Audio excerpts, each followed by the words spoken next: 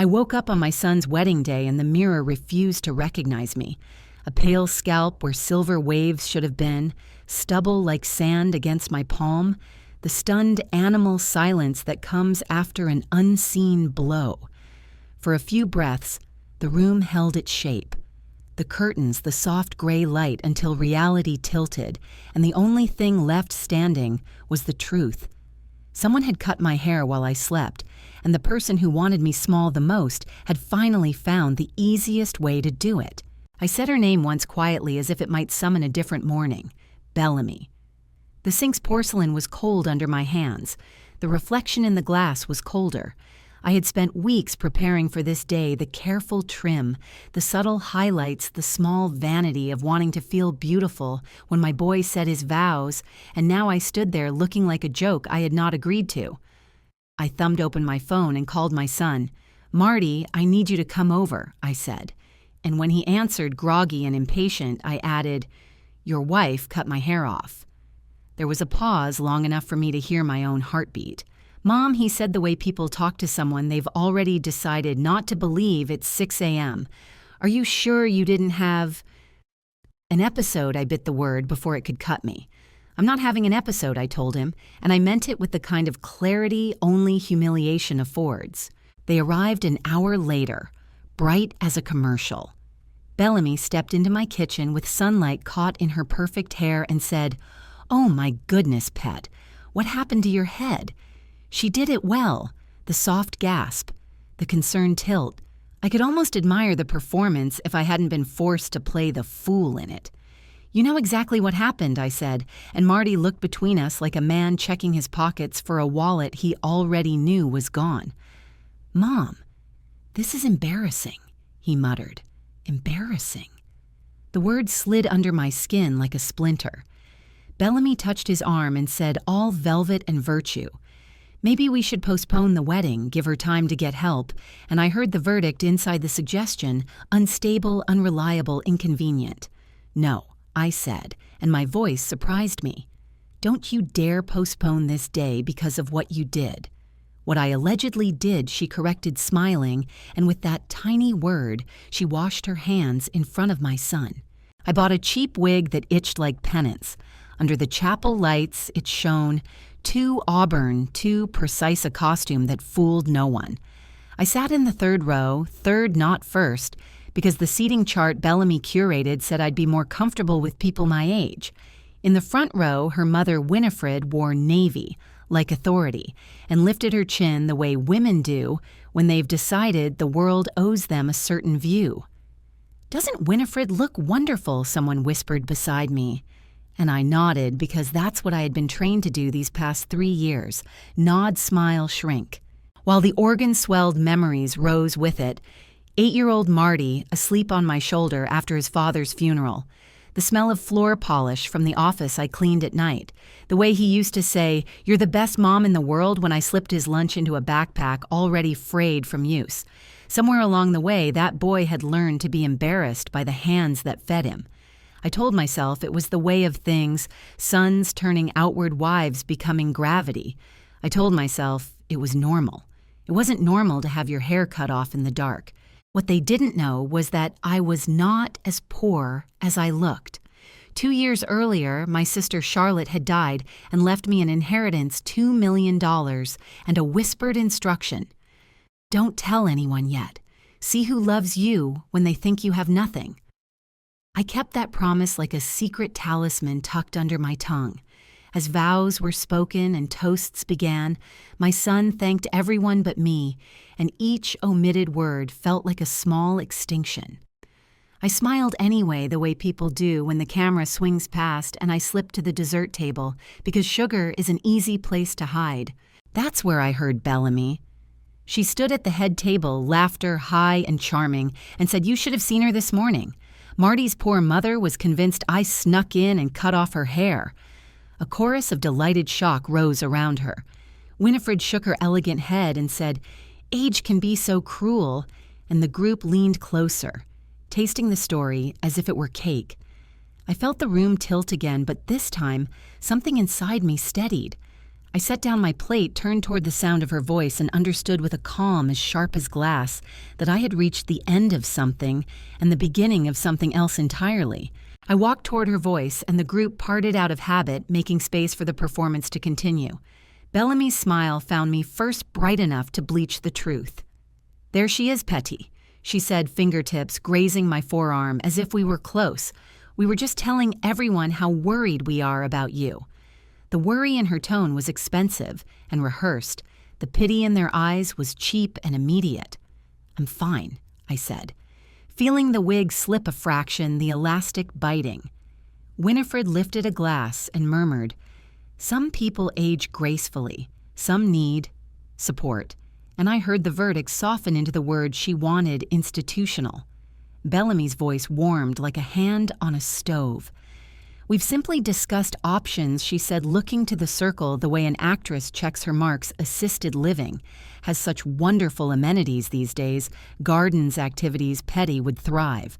The crowd hummed approval the way a hive approves of its queen. I tasted copper and said, "You mean the kind of place where inconvenient mothers are put somewhere pretty, so no one has to look at them?"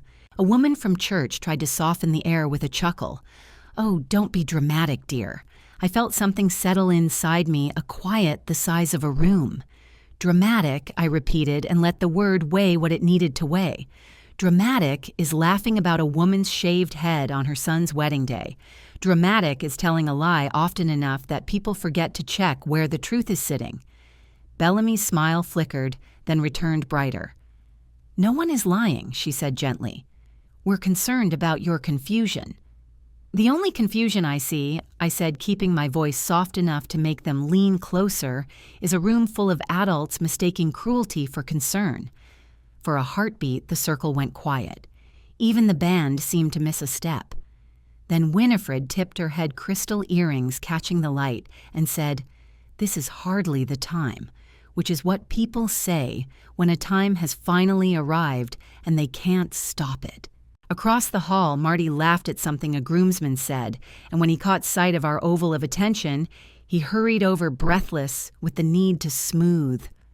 "Mom," he said, lowering his voice the way a person hushes a child, "let's not make a scene." "A scene," I said, but I smiled and stepped back from the table as if agreeing to be reasonable. "You're right. This isn't the place." Bellamy exhaled in relief that read as victory. "Thank you," she said softly, and the circle dissolved, hungry for the next toast.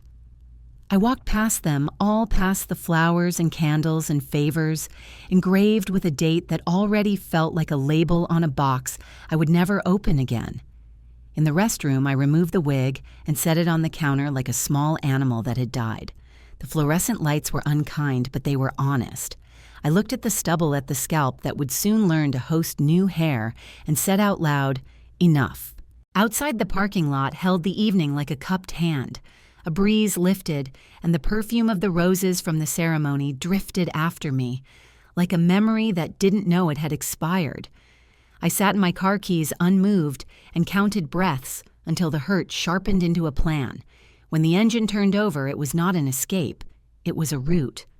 I drove home, without the radio, the road a ribbon of dark that only opened as far as my headlights asked it to. In the quiet kitchen, I made tea at 9:15 p.m., the kettle's whistle small and civil, and took a stack of manila folders from the drawer where things I'd postponed were kept. Charlotte's will, bank statements, a yellow legal pad. I wrote a list in neat letters learned in a nurse's aide training room, decades earlier lawyer-realtor storage unit call Rebecca. Underline, underline. When I circled the first word, my hand didn't shake. Humiliation had done what it does best. It burned what I didn't need and left something I could carry. Tomorrow I decided I would begin with the lawyer, and as I turned off the lamp, I felt the house exhale as if it had been waiting years for me to hear my own voice. The next morning smelled of coffee and decision. At 8:30 a.m., I sat across from Robert Hartwell in his office that still carried my sister's ghost, the same lawyer who'd handled Charlotte's estate, who'd handed me the envelope that changed my life. "I need to make some changes to my will," I said. He folded his hands, polite curiosity in his eyes. "Of course, Mrs. Patterson. What sort of changes? I slid the folder across the desk, the old will leaving everything to Marty, the account summaries from the inheritance, and a sheet of paper with fresh ink and my new plan written in my careful hand. I want my son removed as beneficiary. Everything goes to a scholarship fund for single mothers studying nursing. He didn't blink, just asked, "Are you sure you want to make this permanent?" "Yes," I said, and for the first time in a long while I meant it without apology. Charlotte had always believed that money was just energy. It should go where it can heal something. It couldn't heal what had broken between my son and me, but maybe it could lift someone who was fighting the same war I once fought. When I left his office, the air felt cleaner, sharper. I walked to Riverside Properties and told Janet, my old friend and realtor, that I was ready to sell the house. She looked stunned. "But you love that house," she said. "I did once." That little 2-bedroom was built out of sacrifice: the patched roof, the secondhand furniture, the garden that bloomed from dollar store seeds. But the place had become a mausoleum for who I used to be. "I need to move forward," I told her, and the words settled easily in my mouth. She asked if I was looking to downsize, maybe move into one of those retirement communities with pastel shutters and bingo nights. Actually, I said I'm moving to Oregon. My cousin Rebecca has been asking me to visit for years. Saying it out loud made it real. The following weeks passed in a rhythm of sorting, selling, and silence. I donated furniture, boxed photos, filled a storage unit with the remnants of a motherhood that had once meant everything. Inside one carton, I found Marty's first Mother's Day card, construction paper, misspelled words, a crooked heart. "You are the best mom in the world," it said. I sat on the floor for a while, card in hand, remembering the small boy who had believed that. The ache didn't vanish, but it dulled into something bearable. The phone rang a week later. Mom Marty's voice came through cautious and tight. "I heard from Janet, you're selling the house." I told him the truth, simply, "I'm making changes." He demanded to know where I was going, whether I was sick, whether I'd lost my mind. "I'm moving to Portland," I said. "Rebecca's there." Silence then. "Why so far away? You didn't even tell me."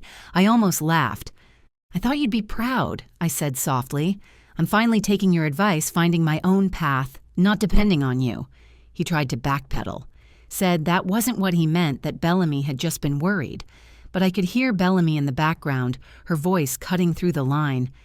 "Ask her if she's taking her medication." My breath caught. "Goodbye, Marty," I said, and ended the call before he could turn the knife again. 2 weeks later, the knock on my door came at 10 a.m. sharp.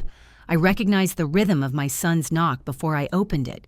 He still had his old key, of course, and with him came Bellamy, perfect as ever, the scent of expensive perfume filling the hallway. Mom Marty began, his eyes darting to the boxes stacked by the door. "We need to talk." I said, stepping aside. Bellamy took in the half-packed living room, her lips curving into that sympathetic smile that hides teeth. "We're worried about you, Petty. This kind of impulsive behavior, it's not like you." "Impulsive," I echoed. "I've been planning this for weeks. You'd be surprised how clear things get when you're humiliated in front of 200 wedding guests." Marty's face tightened. "You're still hung up on that still," I said. "You forget I was the one standing there bald while your wife told people I'd lost my mind." Bellamy's mask cracked for a flicker of a second. "I never said you were crazy," she snapped, then softened. I was concerned. Everyone saw how erratic you were. "Erratic?" I repeated the word, tasting like ash. "You mean angry. You mean awake." Marty stepped closer, palms raised like he was calming a patient. "Mom, please, let's just talk about this." "All right," I said, "let's talk about how you believed her over me. How you looked at your mother's shaved head and decided it was easier to call her delusional than to admit you'd married a cruel woman." His mouth opened, then closed. "Mom, no," I said quietly. "You chose her story over mine. That was your decision." Bellamy crossed her arms. "Because your story doesn't make sense. Why would I do something so horrible because you needed to make sure I didn't look better than your mother in the photos?" Her eyes narrowed.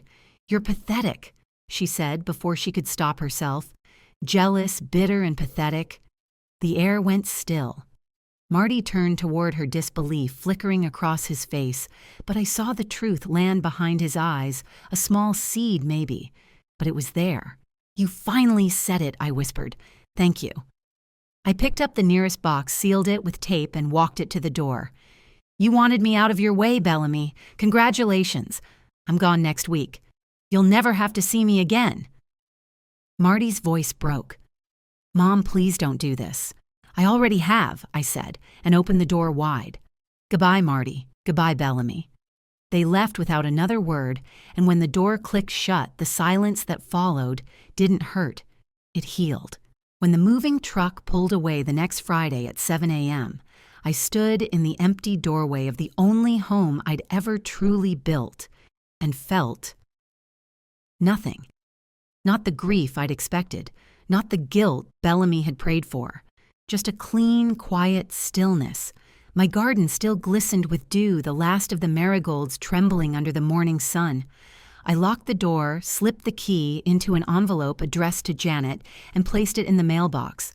Then I got in my car and drove west, the horizon widening with every mile.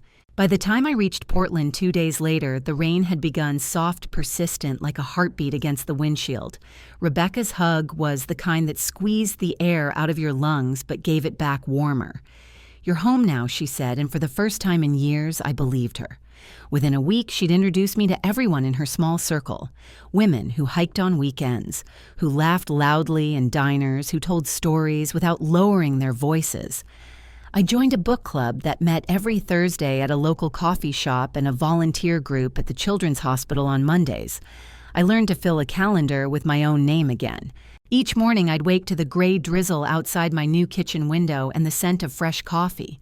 My hair, once butchered and humiliated, began to grow back silver and soft. Sarah. My new hairdresser understood without asking too many questions. She shaped it into something elegant, something mine. Sometimes I'd catch my reflection in the mirror and almost not recognize her. The woman who looked back was calm, composed, and quietly radiant. She was me, but she was new. Then one morning, about 6 months after I'd arrived, a letter appeared in my mailbox. The handwriting was unmistakable, Marty's rounded and hesitant. For a full day, I left it on the counter unopened. When I finally tore it open, the first line stopped me cold. "Dear Mom, I know you don't want to hear from me, but please just let me say this." I read it, standing by the window, the paper trembling in my hands. He wrote that Bellamy had changed since I left, that the warmth she once wore like perfume had curdled into control, that she told him if he wanted to keep his marriage, he had to cut all contact with me. She said if I ever spoke to you again, she'd know I was choosing you over her, he confessed. I could almost hear his voice, older but small again, the same voice that used to ask me to check under his bed for monsters. He wrote about his regrets, about realizing how he'd let someone else define his mother for him. I remember that night after Dad died, he said, "I was scared of monsters, and you made me a spray bottle of water. And Lavender told me no monster could touch me as long as I had it. You were my monster spray for 18 years, and I resented you for it instead of being grateful." Tears blurred the ink until his words swam. Bellamy never had that kind of love, he wrote, so she saw ours as something unhealthy, and I was too stupid to see the difference. I sat down in my blue recliner, the one I'd bought, just because it made me happy, and let the sound of Portland rain fill the silence. The next paragraph broke me open. "I miss you, Mom. Not because things are bad with Bellamy, but because I finally understand what I lost when I chose her story over yours. I lost the one person who loved me unconditionally. I could almost see him writing it, hunched over a desk, somewhere finally facing the echo of everything he'd thrown away. My first instinct was to pick up the phone, but then I looked around my little home, the books stacked by the window, the half-finished painting from my art class, the vase of wildflowers I'd picked myself, and realized I didn't need to fix anything right away. Healing, I'd learned, didn't come from rushing toward old wounds. It came from standing still and letting new life grow where the hurt had been. That evening, as the sun slipped behind the hills, my neighbor, Mrs. Chen, called to me over the fence. "Peta dinner tonight instead of tomorrow. My nephew's visiting." You'll like him? Kind eyes, good listener. I almost declined. Then I caught my reflection in the kitchen glass, hair soft and shining face unguarded, and heard myself say, I'd love to. As I changed into a simple blue dress, I caught sight of Marty's letter on the counter, folded carefully beside a blank sheet of my own stationery. Tomorrow I decided I would answer him, but tonight I would live. Dinner that evening felt like stepping into a life I didn't know I'd been waiting for. Rebecca's nephew David had kind eyes that met yours and stayed there, not prying, not pitying, just steady. He told stories about his years as a history teacher, the students who'd kept him humble, the wife he'd lost a decade ago and still spoke of with tenderness rather than sorrow. Rebecca tells me you've become quite the hiker, he said with a grin. I could use a partner who doesn't mind getting caught in the rain. I laughed, surprised by how natural it sounded. I don't melt, I said. At least not anymore. And for the first time, I realized it was true. Later, walking home through the drizzle, the streets gleaming with reflected light, I felt the city breathing with me. Portland had become something I hadn't dared hope for quiet, forgiving alive. My phone buzzed in my pocket, and for a fleeting second, I thought it might be Marty again. But it was Sarah from the hiking group. Trail conditions perfect tomorrow, her message read. You in? I texted back without hesitation. Wouldn't miss it for the world. When I got home, I brewed tea, the kind with lavender that reminded me faintly of that monster spray I'd once made for Marty. The letter still sat on my counter beside my untouched stationery, waiting for its reply. I dried my hands, sat down, and began to write. Dear Marty, I started the pen feeling both heavy and light at once. Thank you for your letter. It means more than you know to hear you acknowledge the mistakes that were made. I paused watching the steam curl from my cup and then continued letting the words flow as easily as breath. I didn't leave because I stopped loving you. I left because loving you was destroying me. For too many years, I made you the center of my world while I disappeared into the background. That wasn't healthy for either of us. The words came steady, now shaped by peace rather than pain. I've built a new life here, I wrote. I have friends who value my company work that fills my heart and mornings that belong only to me. I won't give that up, not even for you. But if you want to rebuild what we lost, we can on new terms. I won't be the mother who drops everything the moment you call or the woman you lean on when your marriage cracks. I can only be the mother who loves you without losing herself in the process. I sealed the letter, pressed my palm over the envelope for a long moment, and set it by the door to mail tomorrow. Outside, the rain had softened to a mist, and the city glowed in gold and silver reflections. I thought of Bellamy, of her laughter echoing across that wedding hall, of the way she'd built her power on someone else's humiliation. Maybe someday Marty would see her for what she truly was. Maybe he already had. But whether he did or not, I knew this much: I would never again measure my worth by anyone's disbelief. I carried my tea to the window and watched the lights blink across the river. For the first time in decades, I felt complete.